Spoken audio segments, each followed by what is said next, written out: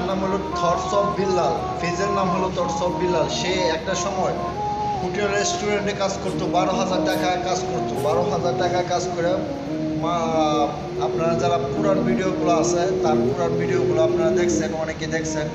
পুরান ভিডিওগুলো কেমনে করছে সে রেস্টুরেন্টে কাজ করতো। রেস্টুরেন্টে কাজ করার ফলে মাঝে মাঝে ভিডিও বানাতো। সে টিকটক থেকে কিন্তু ভাইরাল হয়েছে। টিকটক থেকে ভাইরাল হয়ে কিন্তু আজকে এই জায়গায় আইছে, ঠিক আছে। কিন্তু এখন বর্তমানে কিছু ছেলে ফেলে আছে ভিডিও বানাইতেছে যে অনুপ্রেরণা আরেক নাম থটস অফ বিল্লাল ভাই। ভাই কিন্তু কাউকে কপি করতে বলে নাই। তাছাড়া ভাই অনুপ্রেরণা আরেক নাম থটস অফ বিল্লাল ভাই, এরকম হাজার হাজার ভিডিও বানাইতেছে কিছু কিছু ছেলে ফেলেরা। সে বুঝতেছে না এইসব ভিডিওর কারণে সে যে প্রমোট হইতেছে বাংলাদেশের মধ্যে, সে এটা বুঝতেছে না। সে কি করতেছে, সে এসব মানুষদেরকে আরও ডিমোটিভেটেড করতেছে, তাদেরকে নিয়ে বাজে মন্তব্য করতেছে, বলতেছে এসব ভিডিও কেন করবে। সে কি বলছে কোন সময় তাকে কপি করার জন্য? সে বলছে কোন সময়? বলে নাই। সে বলে নাই কাউকে কপি করার জন্য, সে বলে নাই। কিন্তু আমাদের মতো কিছু বোকাচোদা মানুষ আছি, এসব মানুষদেরকে নিয়ে ভিডিও বানাই। এসব ভিডিও বানালে কী হবে? তোমার এক দুইটা ভিডিও রিসিভ করলো, তাহলে তুমি কি হবে? কিন্তু তোমার কারণে এই মানুষটা উপরে চলে যাইতেছে। সে কি একটা সময় তোমাকে মনে রাখবো? মনে রাখবে নাকি বলো?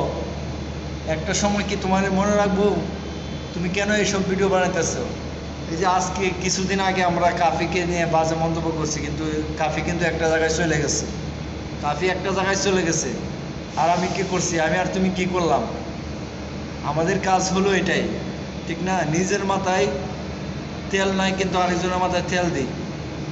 নিজের চুরকার মধ্যে কোনো কিছু নাই, আমরা দেখি আরেকজনের মধ্যে আছে কিনা। আমরা এটা খুব পারি, আমরা বাঙালি তো, আমরা এটা পারি, খুব খুব ভালো পারি। তাই বলতেছি thoughts of Billal, thoughts of Billal হ্যাঁ একটা বাজে লোক। না হলে এরকম কথা বলতে পারেন। আপনার ভিডিওগুলো দেখেন, তার ফেজের মধ্যে ভিডিওগুলো দেখবেন, দেখবেন সে কী কথা বলতেছে। এসব ভিডিও এআই দিয়ে বানানো হয়, তার নিজের মেন্টালিটিকে কাজে লাগায় কিন্তু এসব ভিডিও বানাচ্ছে না। তার নিজের কোনো মেন্টালিটি কাজে লাগাইছে না এখানে, সেই এআইয়ের মাধ্যমে ভিডিও করতেছে। থটস অফ বিল্লাল, বিল্লালের চিন্তাধারা, বিল্লাল দার্শনিক, লেখক, কবি, সাহিত্যিক ইত্যাদি ইত্যাদি। কি হয়ে গেছে বাংলাদেশের মধ্যে, হ্যাঁ? যাই হোক, এসব কথা না বললেও নয়, এসব কথা না বলাই ভালো। আপনাদের মধ্যে যার যার যে প্রতিভা আছে, সে প্রতিভা নিয়ে কাজ করেন, ইনশাল্লাহ সফল হবেন। সফলতার কোনো শর্টকাট রাস্তা নাই, সফলতার কোনো শর্টকাটের রাস্তা নাই। সফল হইতে হলেও অবশ্যই ধৈর্য ধরে কাজ করতে হবে, এক নাকারে কাজ করতে হবে। ফেসবুকে যারা কাজ করতেছেন, বর্তমানে ফেসবুকে যারা কাজ করতেছেন, এক ক্যাটাগরি অনুযায়ী কাজ করেন, ইনশাল্লাহ সফল হবেন আপনি। নিয়মিত ভিডিও আপলোড চালে রিচ এঙ্গেজমেন্ট এমনি আসবে। দেখবেন হঠাৎ করে একটা ভিডিও ভাইরাল হয়ে গেছে। একটা ভিডিও ভাইরাল হয়ে গেলে আপনার পাশাপাশি যে অন্য ভিডিওগুলো আছে, সেই ভিডিওগুলো ভাইরাল হয়ে যাবে। আবার ভিডিও ভাইরাল করা মূল বিষয় না, আপনার পেজ যদি ভাইরাল করতে পারেন, ভিডিও অটোমেটিকলি ভাইরাল হবে।